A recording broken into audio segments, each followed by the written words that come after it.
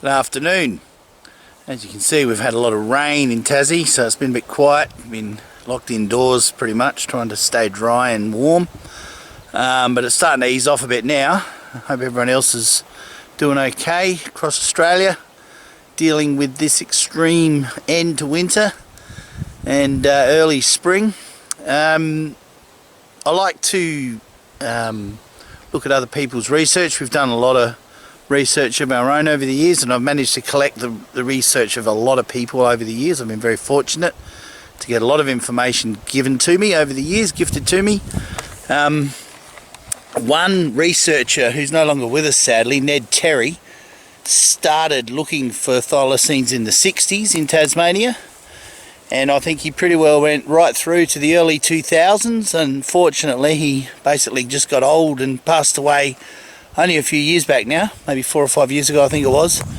Ned wrote a book that he published himself, which is a very sought after item and very hard to find for sale. I think I saw one for sale a couple of years ago that was over $200. So he, collated all of his research. I've never seen Ned's book, but I'm sure would like to have a read of it one day if someone's got one. Anyway, Ned also did a lot of interviews like Cole Bailey. When Ned started, a lot of those old fellas that used to actually trap thylacines and had dealt with them in the flesh back in the day were still kicking, and he did quite a few interviews with people that were out in the west coast area, I think mainly. He was from Deloraine himself, so out that way, but he also did a lot of interviews out this way too in the northeast. Anyway, a fella gave me a copy of all of Ned's audios a few years back.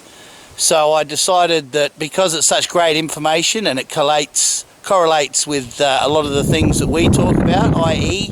blood-filled organs and heads missing, as one example, I thought it would be good to release Ned's work for people to have a listen to. I don't think it's going to be a major copyright issue. It's just a lot of old people talking about what they've seen out in the bush over the years and relating it to Ned. So with all due respect to Ned and his family, thank you very much for Ned's good work, and we just want to honour that by putting this out for people to have a listen to. So it goes for about an hour. Hope you enjoy it. The audio is terrible on some of them. I know people are going to complain about the audio. I don't care. I can't do miracles with old stuff that was recorded on, half a dozen different tape decks over the years. So you have to bear with the quality. I'll try and get it as best as I can, volume-wise. But yeah, it's some really interesting stuff. So anyway, hope you enjoy it.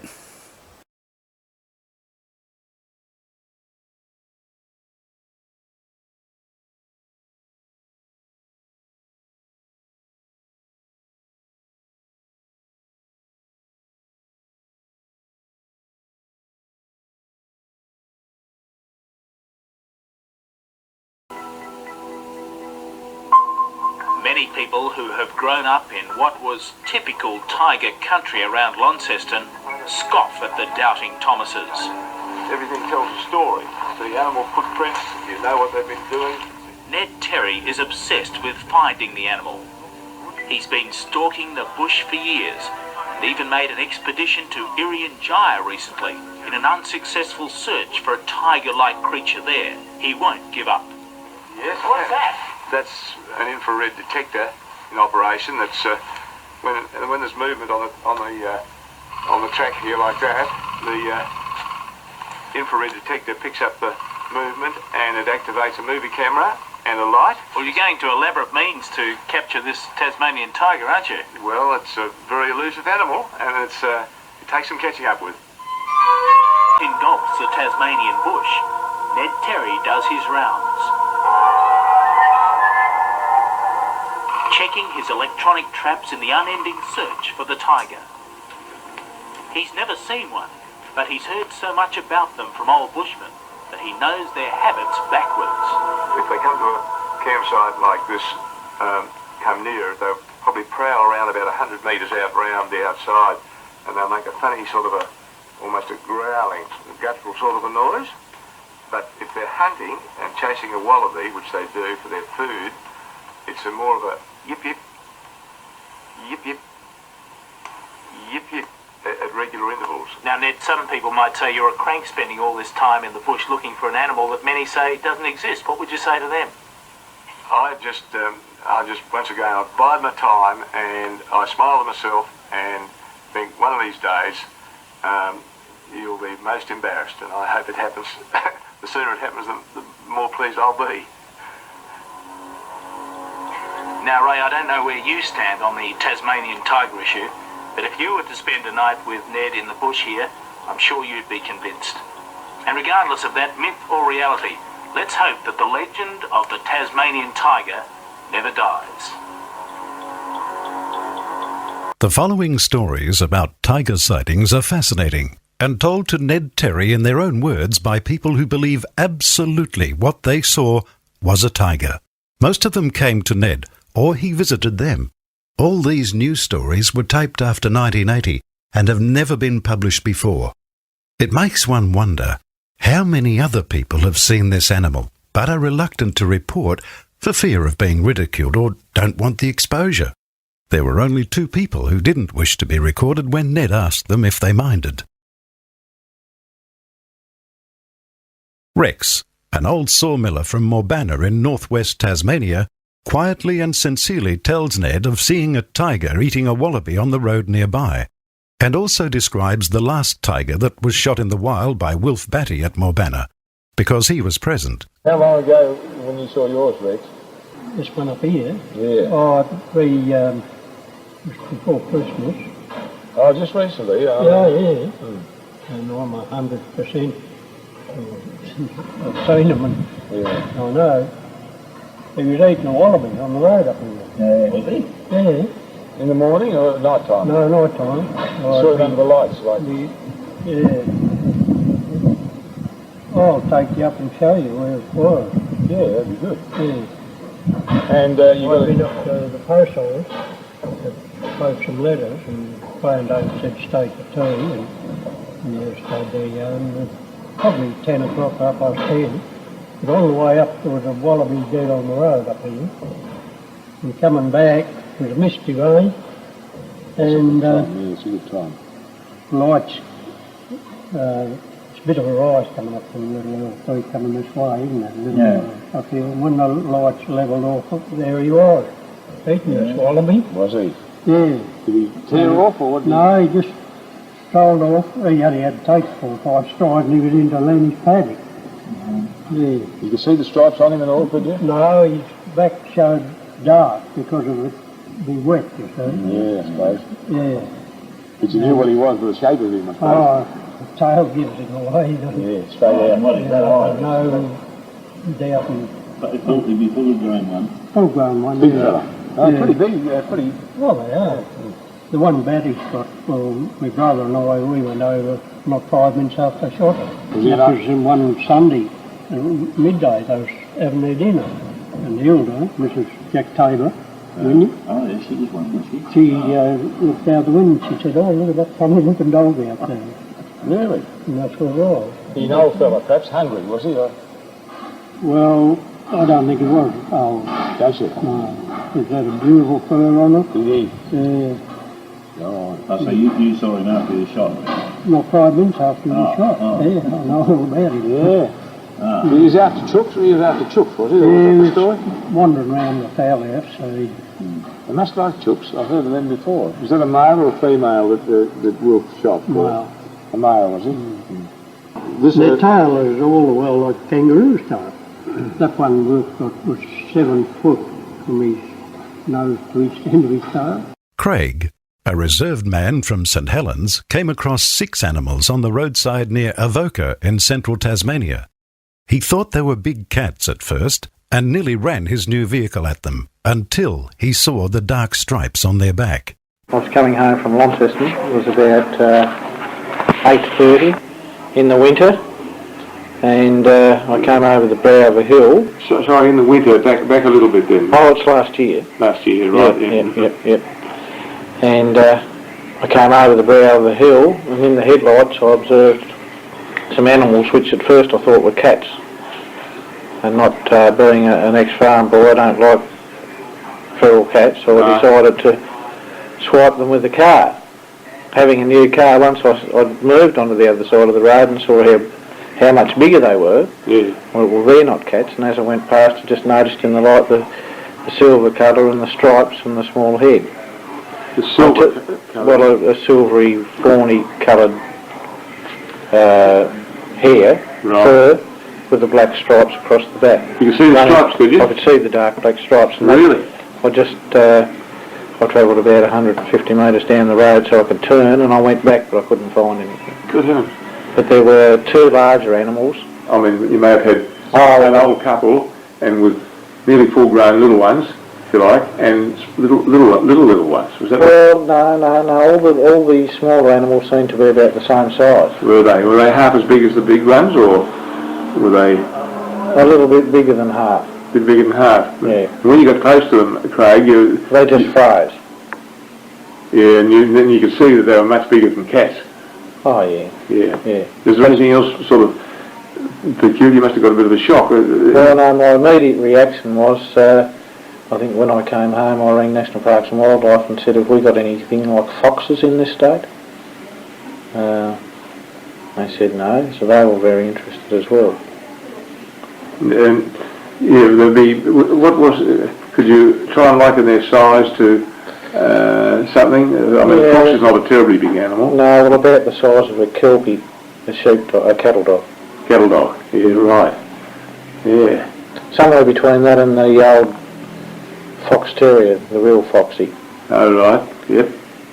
Well, that's amazing, it is. And that's about the size they'd be anyway. And they just froze when you came onto them. And well, I came over the brow of the hill, the lights would have been over them.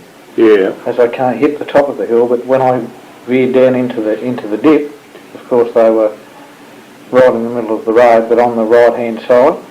Yeah. One larger animal was off on the verge, standing in the dry grass just off the edge of the road. But and they were quite big. The older animals, you think, were fair size. Well, they were the ones I thought that were, the good size of a kelpie or a border collie, somewhere around that area. Good.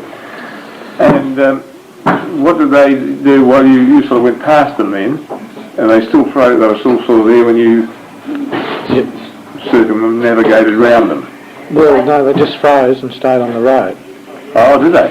Stayed there when you went past them? Yeah. Must have got very close to them then.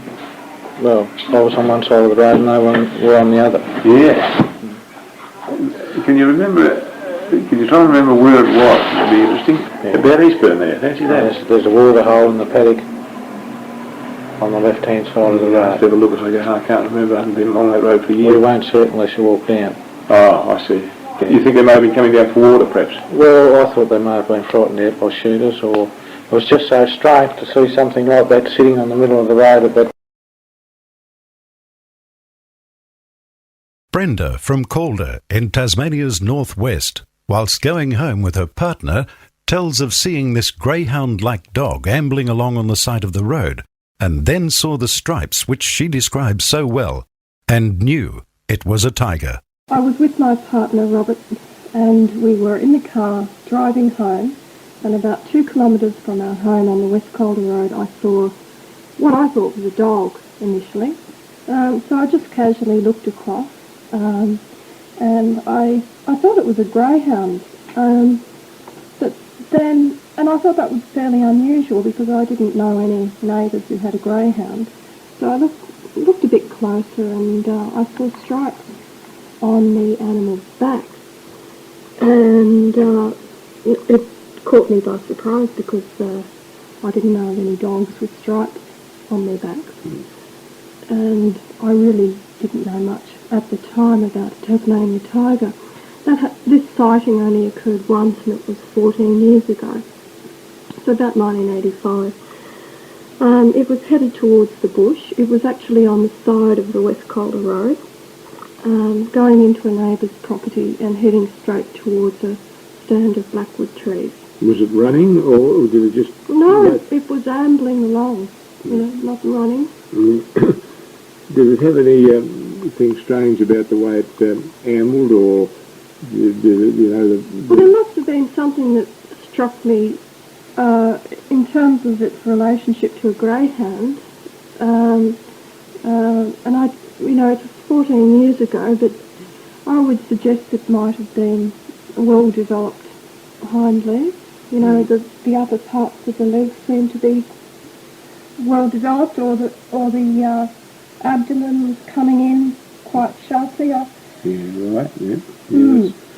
Did you notice anything about its tail or its ears or anything? I suppose it's a fair time to remember back now, but No, it was on dusk, and when I noticed the stripes, we were almost past the animal. All right. So I looked back quickly and focused on the stripes. Yeah, they very definitely saw the stripes on it. Yeah. Dark stripes, were they, or what colour Yeah, stripes? they were dark. Yeah. They were quite wide. Yeah. About 2 inches, Right. I think. And they did taper, yes, and they ended on the side, Well, the of ribs. yeah, so they sort of ended on the side of the animal. Yeah, right. Okay. There'd be a lot of forest. You're adjoining a state forest here, aren't you? Around about. There's plenty of cover for them, that's what I'm getting at, to live in. Yeah, there's quite a lot of state forest at the moment. Mm. Well, there was then too, but there's actually less now because private forest plantations are being set up and the native forests are being cleared very quickly. And they're now starting to clear the area around the Calder River. On the other side, yeah. The area that the animal was headed for, that's all being cleared now. Oh, is it? Yeah. Mm-hmm. Yeah. And there'll be lots of wallabies about with it, plenty of wallabies? There's lots of wildlife. There's the native. Lindsay Downs from Cradle Mountain, a carpenter and keen tiger searcher, used to smear possum blood and rub fur on his trousers and arms and follow reports of sightings. Got very close to one at 3 a.m. On this day, he actually saw it. Talking to Lindsay, you heard them, or they followed you, or something in a creek, and what was that now you were telling me about? Yes, I knew these tigers were in the area because I'd heard them, and somebody else had sighted one. And I went out one night specifically to see if I could get a look at the tigers. I took a wallaby that I'd shot and dragged that with me for quite some distance through the bush, and heard some yapping, just a bit like a young dog yapping. Heard it only a couple of times and then it stopped, dawdling through the bush to see, so as I didn't make too much noise so that I could hear. Yeah. Anyway, this animal was yapping away and I got a bit closer to it, and I had a wallaby there. I dropped the wallaby and kept walking a little bit, and I got down in a dry creek bed. Yeah. This was summertime, and I lay down in this creek bed for a while and heard these slurping and bone crunching sorts of noises, a bit like you listen to a devil eating, crunch the bones. Yeah, a bit like that. But there was also slurping in it, which was a bit strange. I'd never heard that before. And I mean slurping exactly, like a little bit like a dog drinking something. Yeah. And I left this wallaby back about 20 yards behind me, got in the creek, and it was only a matter of probably half an hour, 20 minutes, and I heard these slurping noises, and I crawled up the creek bed back towards where I dropped the wallaby and got up slowly with the torch, because this was about 3:30 in the morning. Oh, right. Went out all night. Got up slowly with the torch and put the torch on the first low setting. I had two settings on the torch, put the torch on the low setting. Saw a set of eyes, and these were only probably 15 feet away. God. And I thought, well, that's something pretty strange, so I hit the torch full power, and it was definitely Thylacine I saw. Got a good look at him. I got a pretty good look at him, yeah, and he walked about 8 or 10 feet backwards and to the left slightly, and I kept the torch on him and I took a photo, and then he moved off to the right, and I took another photo roughly to where I thought he was going.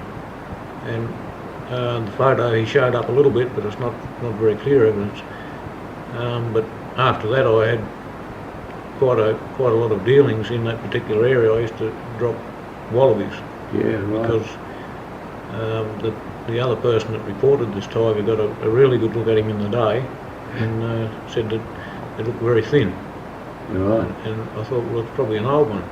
Hungry. Hungry, yeah. So I used to shoot a wallaby or two and drop them around and hang them up trees and that. Sometimes the wallaby used to disappear in 10 minutes. And other times you might get a devil there in half an hour and they'd just pull the wallaby about and have a bit of a feed and that's it. But the thing I noticed about it, if it was a really fresh wallaby, the animal that was eating it would always eat the rib cage, front of the rib cage out, and eat the heart and the lungs, and usually bite the head off. That was a sort of usual trademark, was it? Yeah, that's apparently the Thylacine's a blood feeder.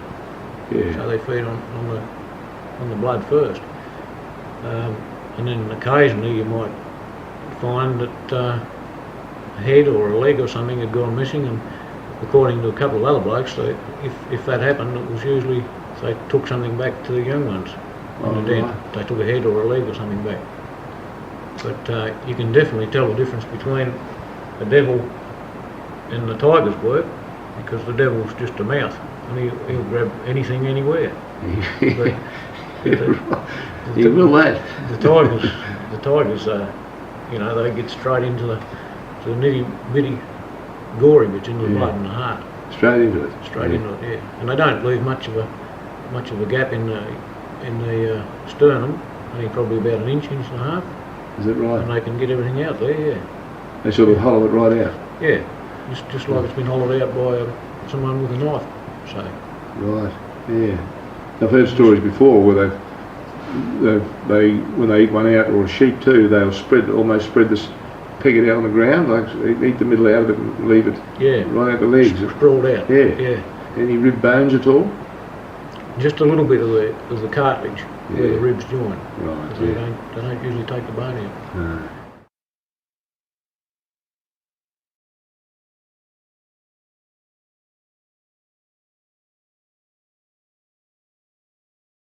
Jim Kemp from Westbury describes to Ned how this animal hurried across the road near Moena, a remote settlement on the road to Cradle Mountain from Devonport. He noted the long straight tail and back, all in line, and the stripes. Now Jim, where was that area that you saw these animals?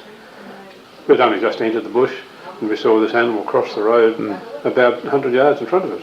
Yeah, what time of the day, Jim? It was round about 5 o'clock. Was it? Yeah. 5 p.m. We'd been to Wilmot for the day and we're heading home, and it was the 18th of January 1983, so broad daylight, and this thing ran across the road.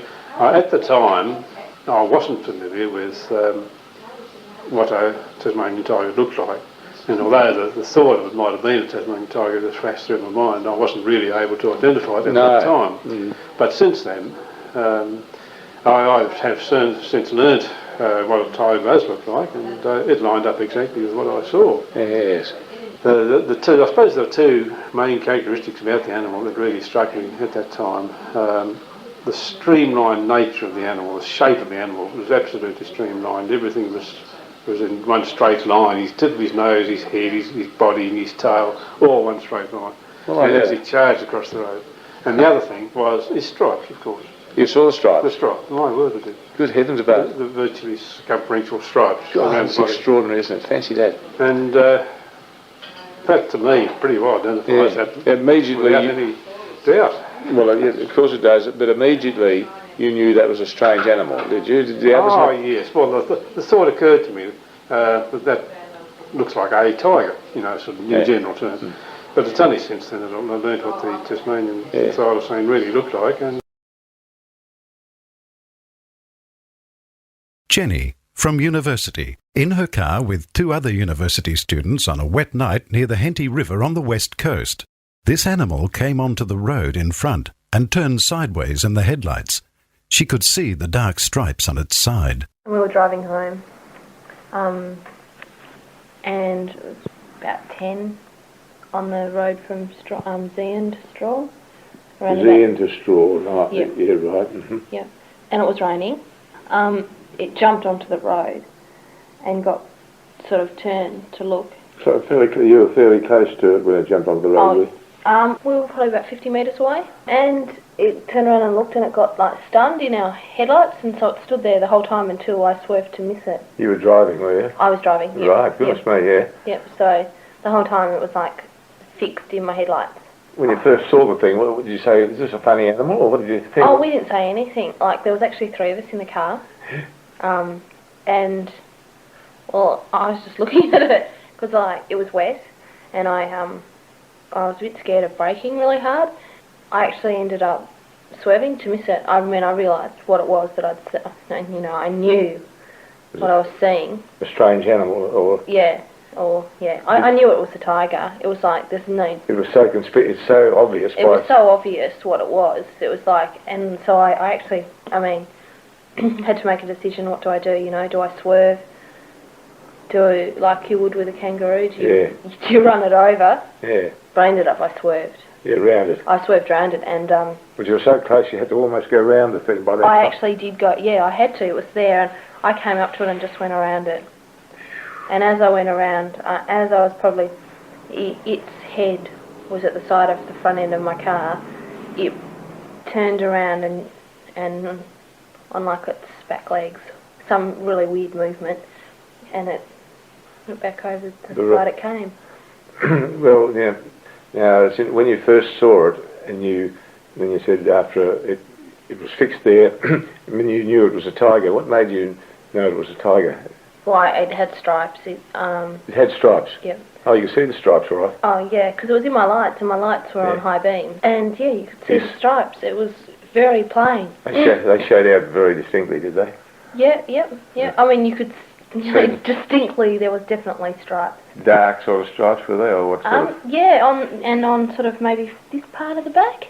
Top of the back? Yeah, and also it was so unusual, like everything that it did.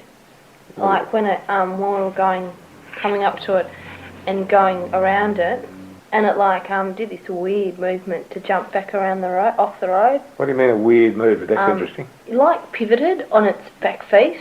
Right. And then sort of thrust itself forward. Did it spin around easily, or did it sort of, was it awkward, was it weird? You said weird as it turned. It moved very strangely, like an odd strange, like not a fast. To me, it just didn't seem quick. But it was ugly but graceful in a sense, I suppose. But you're sort of indicating it to me that it was a stiff sort of a movement. That reminded me of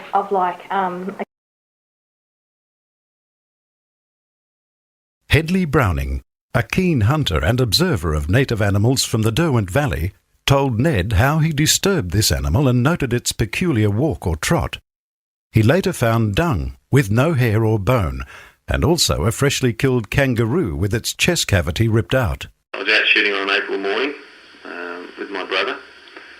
Directly halfway between us and the rabbit, in a small depression below this bank on this dam, in reeds about approximately 3 foot high, your normal bush reeds, a large browny, dirty, tanny looking thing jumped up on its hind legs and leaped forward, uphill, very kangaroo-like for the first movement. Can I just come in there? It's just interesting you said when it first jumped up, it hopped up.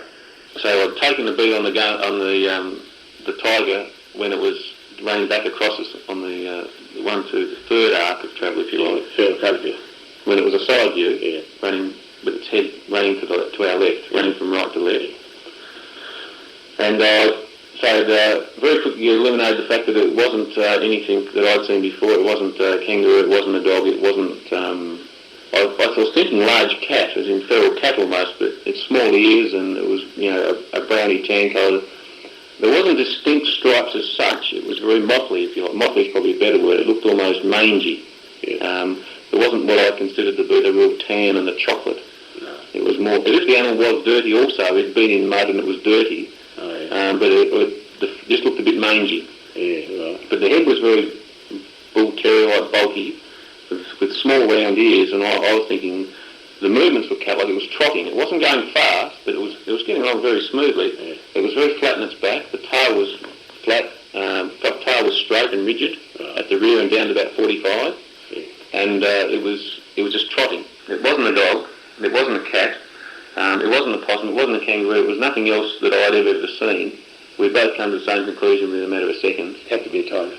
They've got a very smooth texture, very little, no bone fragment, very little hair in them. They're almost like pate looking stuff. You know, it's very bubbly looking. And I've since found with a bit of research after seeing this, I went back and stuck my head in the books that they prefer to eat the offal and bits and pieces of these animals. And when we went back there, this was last summer, but before we did, we thought, let's go and look around the waterhole. And sure enough, there's probably a dozen or more footprints in the mud around this waterhole. To wind it up, I suppose, we also found that day on the way out, within less than 800 metres from that waterhole and that sighting, a kangaroo laying on its back that had been killed, obviously, in the only, we were there about 8 in the morning, but it had only been killed in the hours previous.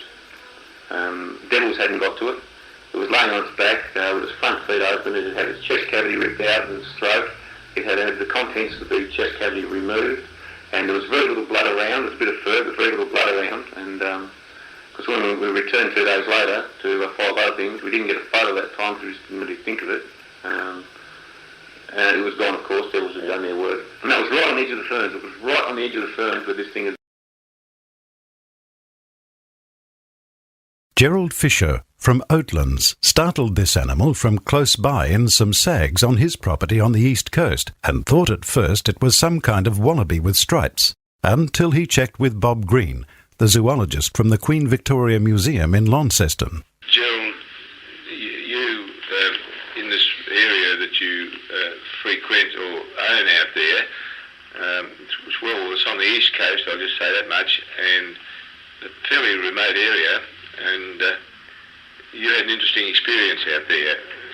Yes, it's in light run country, about 20 kilometres inland from the coast, just light Viminalis country, grassy Viminalis country, with wattles and other areas there. And in one little area that I went to, there was some thickish wattles and sags, and something jumped out of it and took off like a kangaroo. I was quite fascinated with because it had a heavy tail and jumped like a kangaroo, and I had no idea what it was, thinking of it as a kangaroo, and tried to find some reference to a type of wallaby, no matter how rare in Tasmania, with banded tail and banded round the hind legs. It was grey with very pale grey stripes. And I couldn't find anything, and I spoke to Bob Green about it, and Bob said, "You sure it wasn't a tiger, because that's the way the tigers take off when they're startled." It was very close, but I couldn't say whether it was or not. It was about the size of a medium Bennett's wallaby, so it wasn't a little potteroo or anything like that, but it took off through the bush, and I didn't get a chance to see any more of it. Well, that's very interesting. That's about the third or fourth time now that people would have come across one and startled it, or made it react quickly. For instance, running across a road and it's turned and changed its mind and gone back again, and it's gone down and it's started off on its hind legs. How far, Gerald, did it actually, you think it might have hopped before it disappeared out of sight on its hind legs?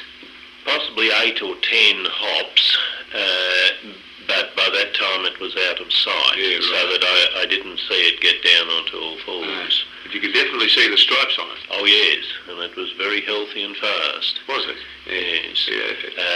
Good colour. I thought it there was something like those rock wallabies from Central Australia.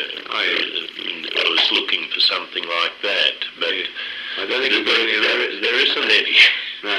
Now, just another thing of interest, I don't know the area at all, but are there any rough places where these animals, or possibility of sandstone caves or overhung rocks, or some recluse where they can get a rough place where they can retreat to? Yes, there is. It is very rough country. Has very rough areas in it. Eric, an old-timer from near Prialena in the northwest, came across this animal while spotlighting for possums one night. The wind was very strong and blowing straight into his face. Hence, he got very close to it. There's 3 or 4 of us there, and I went one way and the others went the other way. And there's a real strong wind blowing straight in my face. Yeah. And I could hear this something crunch. And I was up on a log about that high. Yeah. And I put the light right around. Night time? Night time, yeah. And I kept coming in until I come to about from here to there. Just over the log? Yeah. Really? Just out a little bit. So anyhow, when I put my light on him, he sort of set himself. And you could see all white around his mouth. Really? And he's only about, I thought he was only a little fellow like that. But when he stood up, he didn't turn like a dog, he went like that. And he cantered like a horse. And when he got to go into the scrub, he threw his hindquarters around, like that. His hindquarters went around like that and went back that way. Did he? He didn't turn like a dog. He's stiff, supposed to be stiff, isn't it? Must have been. When you say, when he stood up, was he lying down or standing? He was sort of lying down, and he stood up. I was going to say, he's only like a little dog. Yeah. But he's about that high. Fairly big animal. It's a big one. Yeah, and when he cantered off, his tail was straight out behind him.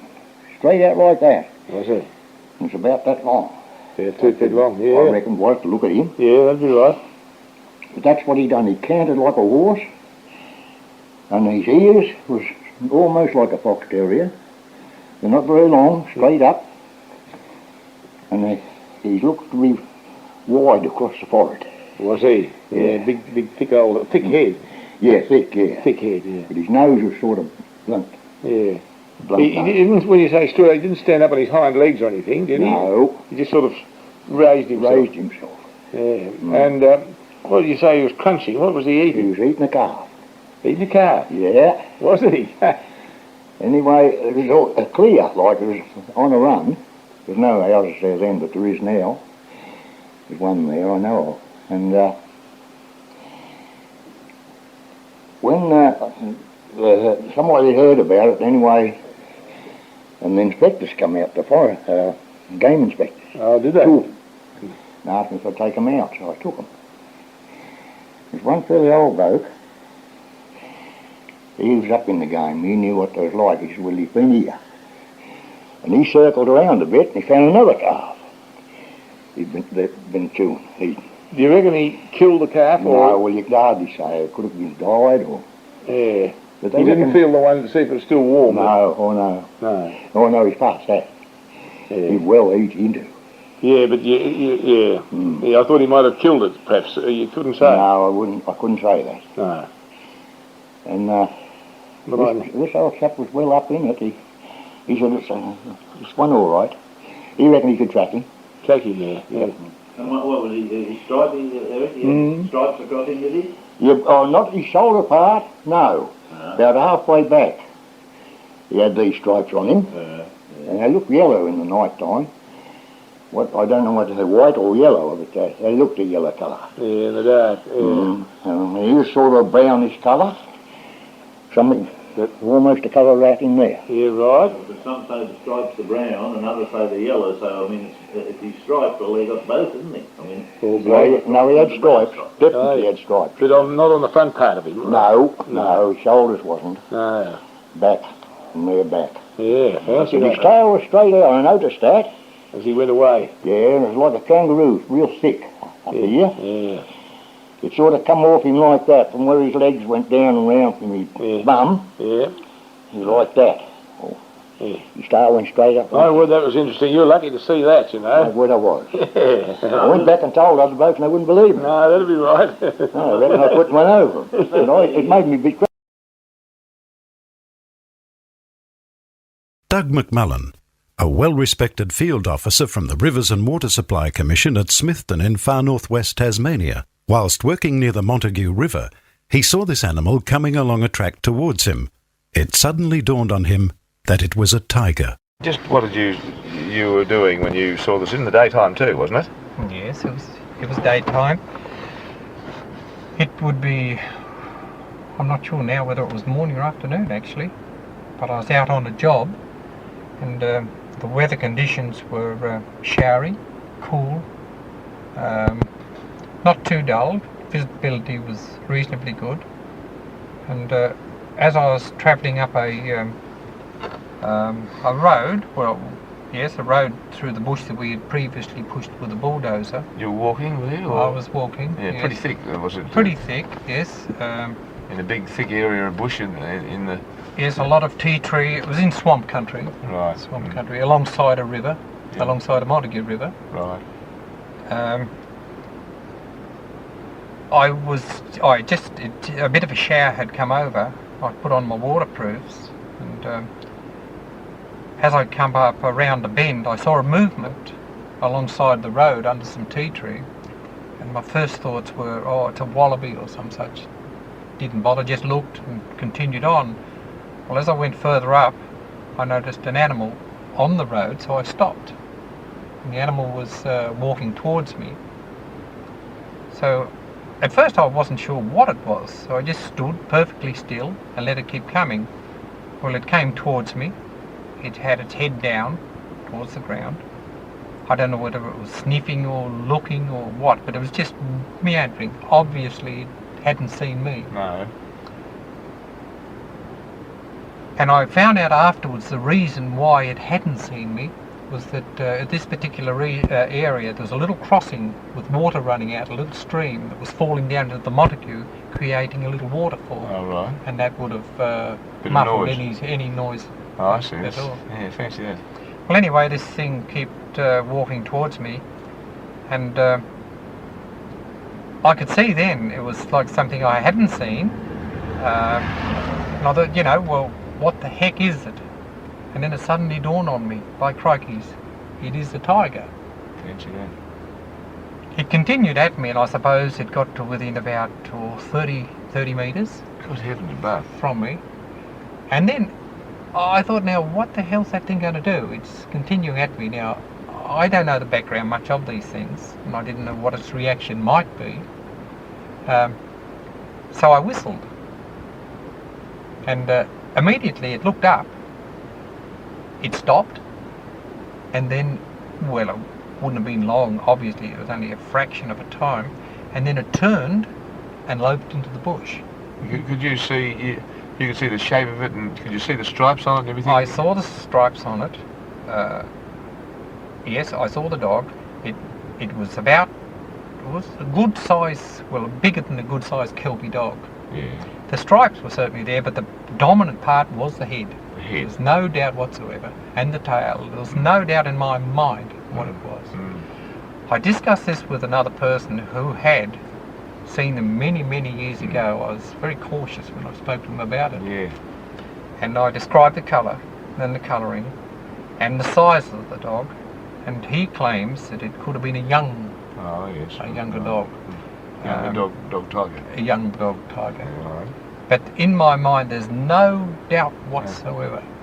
Fancy that. When he turned from me, he didn't even seem alarmed. He just sort of looked up, saw me, turned and just loped into the bush. Did you notice anything about the angle of his tail or anything? Was that sort of peculiar to this animal, or didn't that sort of strike you? You were sort of... No, it struck me. I knew what it was as soon as he turned. I thought I knew what it was when it was at me, but then you think back and think, oh well, Maybe it's not, but when he turned sideways, there's no doubt whatsoever in my That mind. was only a couple of years ago, Dee, wasn't Yes, it? it's only a couple of years ago. Yeah, fancy that. Well, that just shows you, doesn't it? Oh, there. You were lucky. My word, you were lucky.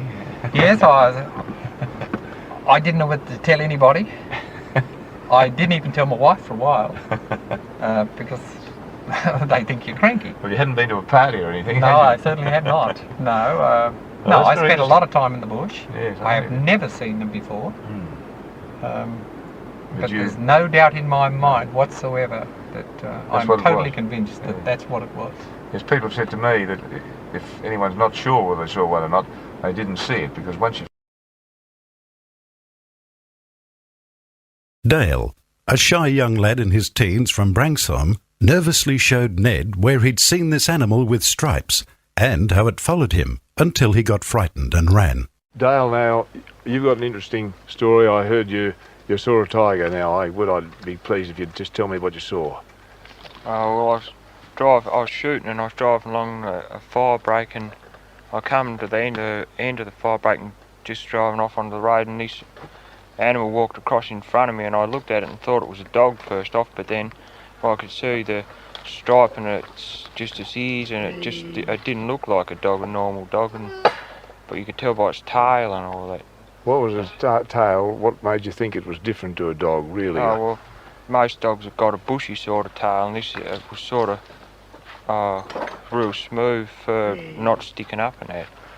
And could you see, what about his ears and did you see stripes? And Yeah, you could see his ears and that. They was just really small. I was walking along shooting another night, and down along the road, and there was ferns up on the bank, and I was walking along and I heard them rattling and that, and I turned around and had a look, and I thought, I wonder what it could be, and that, because there's no wild dogs around. There weren't any dogs around there or nothing. I haven't heard of any, and I was walking along a bit further, and he was still following me and that, and there was a big branch or something through the ferns, and he must have jumped up on it and rattled a whole heap of ferns, and I took off down the road and didn't turn around till I got to the bottom. I was that scared. When you were walking through the ferns, was he following you all the time? Yeah, he was following me. Or did he stop? He stopped when I stopped. Whatever it was stopped when I stopped. And then when you went on, he went on? Yeah, I stopped, and the ferns stopped rattling, and I walked a bit further, only about 3 or 4 steps, and he started going again, and I stopped and turned around, and he stopped when I stopped. And when he jumped on that branch, I took off down the road. Charles Scott from Hobart was travelling late at night past the north end of the Great Lake and couldn't believe his eyes when this animal appeared from the side of the road. He had to stop to avoid a collision with it. Charles, would you like to just tell me what you saw out there? Yes. Where it was, because this is interesting. Well, wife and I was going through to the daughter of Deloraine for Christmas dinner. Was going through the lake country, and at 1:45 in the morning we come over the rise, and just a minute, come over the rise near Baronia, is it? Briona? Yeah, top end of the Great Lake. Yes. Yeah. And the wife said to me, look there. And I braked and got a very good look at it, and it just ambled across the road in front of us. I could have run over it, that's for sure. Fancy that, eh? And it was sitting on the side, on the lake side, and it just ambled across the road in front of us. To the left, it went across to the left. Across to the left, that's correct. Did it? Yes, Now, and headed sort of towards the hill. and you got a good look at it? Well, it was only just in front of the bonnet. Good heavens above. Yes. If I hadn't braked, I could have run over it, that's for sure. But Was it a big one? Do you think it was a full-grown one? nice, yes, nice size. I'd say it was a young one, but its colour and that was beautiful, you know, and its rounded rump, stiff tail, It is. and the stripes. See the stripes all right? Oh, definitely, yes. It's amazing, isn't it? Fancy that. Yeah. It didn't hurry across the road? No, they seemed to have plenty of time to go across. And how did it go across? Did it walk or amble? Or No, it's sort of like this, sort of. funny sort of... Yes, nothing like it. I've never seen nothing like it before. I have heard them described when people have seen them at like a cow that's swinging her udder. She sort of walks with her legs sort of funny. Well, a funny gait with them, you know, really. Quite unmistakable. Oh, no, you'd never... once you saw it, you'd never forget it, that's for sure. Well, fancy that, my word, you were lucky. And did it look healthy? It was... Oh, beautiful, it really shone. Really shiny... Yes, in the lights, yeah. Velvety sort of a coat, yes, was it? Yes, it's really, really nice. Yeah. And it was a darkish... What sort of a... How did you describe the colour of it? A darkish... Or the stripes were dark... The stripes were like I put on that there at the time, you know, exactly. That's a letter. Charles has got a letter here that he went and reported it to Bob Green in the museum at Launceston, and he describes the... What'd you say there, Charles? The colour, dark, velvety stripes, clearly visible. Gait particularly clumsy and irregular. Yeah, that's correct. Yeah. Now, just past Breona, you go up a bit of a bank and you go around a right-angled bend. There's a sharp bend in the road there. Was it just up past there, up near the top of the hill, or just before you start the hill there? Can you remember that or not? No, I remember. I could show you within 3 or 4 metres, because there was a patrol cottage on the left side. Yeah. After you pass the turn there, Breona. Yes, just 2 or 3 cottages about there. Yeah. Well, there was an old patrol cottage. Yeah, right. And on the right side, just along a little bit, there was a... Bob Towns rang Ned from Piper's Brook at daylight one morning to tell him what he and his wife had seen while out shooting the night before in the Piper's Brook area. What made you ring me up early this morning? You saw something funny. I seen two bright blue eyes in the spotlight. Blue? Bright blue. Never seen blue eyes in the spotlight? Never seen blue eyes in the spotlight in my life. You knew it was something funny then, did you? I knew it was a strange bush animal. Yeah. I've been in the bush all my life. Yeah, I know, yeah. A second after I saw the 2 eyes, it turned and went sideways through some dry grass. Yeah. And the wife was on the back of the rifle, and I said, "Tiger, shoot, shoot." Yeah, you had the spotlight out the window. I had the spotlight out the window. And dry grass was there, was it? Dry grass, yes. Yeah. All I could see was this bright blue eye. After it turned, it went sideways. Really? In front of me. Heading towards what? Was he making you off fast or just moving slowly? No, he was just sort of a brisk walk. Brisk walk, yeah, right. But he wasn't. His eye line didn't lift. He kept the same level. As he went across, He went across. Same level, never varied up or down. That's interesting, yeah, right. And you said, shoot, shoot, shoot. It was in the dry grass, you wasn't. And then S was up on the back. She was the good shot. She was shooting the ruined wallaby. She wouldn't obey the instructions. She wouldn't obey the instructions, but she... And you just tell me what you saw that made you think it was a tiger. Did you? Well, we were following the wallaby to start with, and Bob said, "What are them blue eyes there?" Well, I was walking towards the fence line, which the eyes weren't there. They were coming out of the TT scrub to my left, while I was looking to the right. No way did I see any blue eyes whatsoever. No. So anyhow, I took the rifle off the wallaby, because we were still moving at that stage with the ute. You were up on the ute? I was up on the back of the ute, yeah.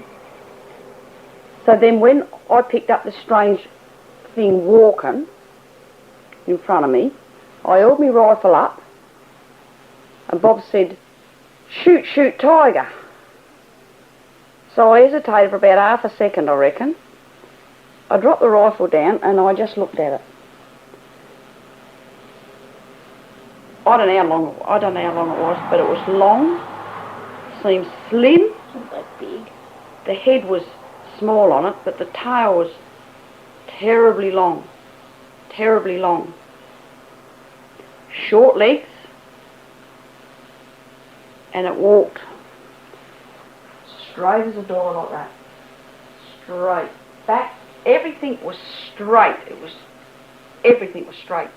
Right behind, one behind the other. It wasn't, a tiger cat when you see one, do you? Yeah, yeah. Was it bigger than the tiger cat, or was it Yeah, it was big. Big as a sort of half-grown Alsatian dog, or big as your dog out there? Big as where is he? He's gone around the corner. You said Kate this morning, didn't you? I asked you. Well, I'm describing this. I know you can't see it on tape. Foot high, 15 inches high. In the grass. Approximately, yeah, and it's night with a spotlight. But it was that. 3 feet long. dog length? Oh, yeah. Over a dog length, I'd say. Over a dog length? Yeah. Slim body? Very slim. And it was greyish. Greyish. Did it have a sort of a smooth coat or tail or rough? The coat was smooth. Smooth coat? Yeah, it was very smooth. Very smooth? Yeah. Oh, gee, that's interesting, isn't it? Mm-hmm. And then it moved off, Bob lost it on the light, or you hit a rock or underneath the No. It went back on into the tea tree, where he come from when Bob first saw its eyes. Oh, right. Got to the cyclone fence, I lost it for a second. Yeah. Next thing, it was heading back to where it come from. Right, yeah. That bright blue eye, went back to where we first seen it from. Well, I'll be blowed, eh? Disappeared over the bank. Yeah. I've seen all the bush animals too, and I've never, ever in my life seen anything like this. No, but you didn't believe tigers existed till last night, did you? No, I did not know. If that wasn't... Bill Binns, a wonderful old character, lived in the bush all his life in the lovely area of Pyangana in northeast Tasmania. He's seen 3 tigers and briefly tells all about 2 of them. At any rate, I was going back to work one Sunday night and I turned a little corner on the road and he should be a tiger standing on the side of the road. And he just trotted off down the road along in front of me and I just followed him. And I followed him for about 50 yards down along the road and he just trotted along like a cow. You know, a milking cow with its bag swinging. And I followed along quietly behind him. When he got down to where his track was, he just turned off and went into the side of the road. Then the next one I saw was between Fingal and Avoca, one foggy night. And when I come along, the tiger jumped up on the side of the bridge. And he had a young cub with him, would have been about a foot long and about 9 inches high, 9 inches to a foot. Oh, a beautiful little tiger he was. And at any rate, by the time I got pulled up, they was gone.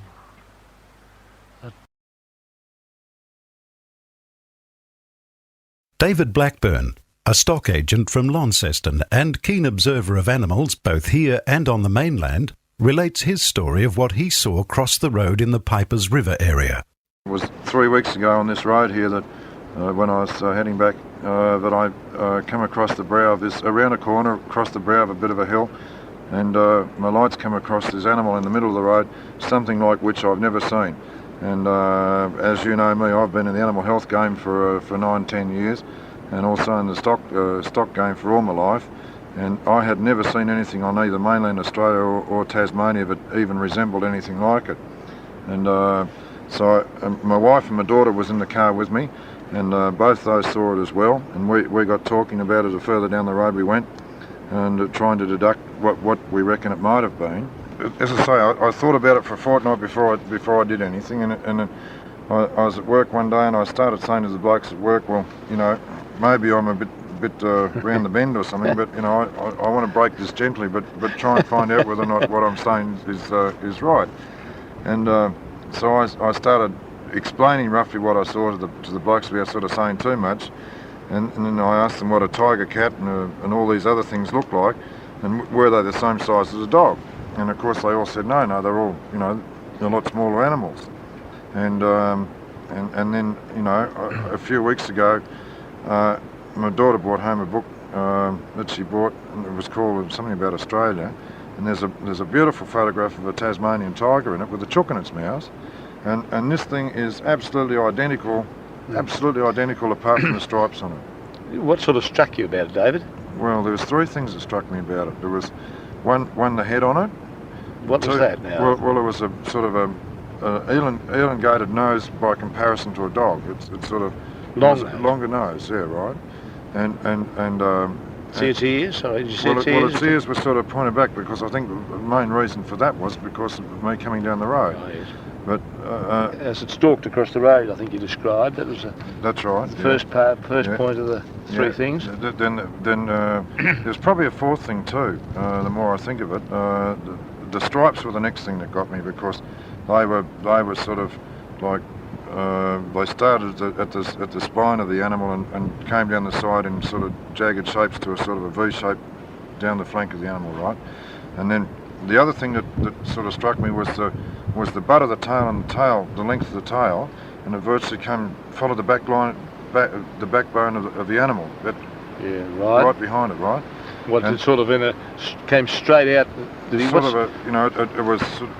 a fairly butty at the base of the spine. Thick butted tail. Oh, very thick, yeah. And then it just tapered out, and the tail would have been, well, probably 1.5 times the length of a dog. Might even be a fraction more. I mean, it's pretty hard to say without measurements and that, but it was certainly longer than a dog. And it tapered down to virtually nothing at the end of the tail. Right. And the tail was sort of directly behind the animal. Sort of followed straight through its backbone. Yeah. And probably the other fourth thing that I can think about the animal that was something like I'd never seen before was the sort of the gait of the animal. It had a different gait to a dog or anything else. So it was sort of, well, it was altogether different. It was something I've never seen. And they were the things that struck me to know that I'd seen something that I'd never seen before in my life.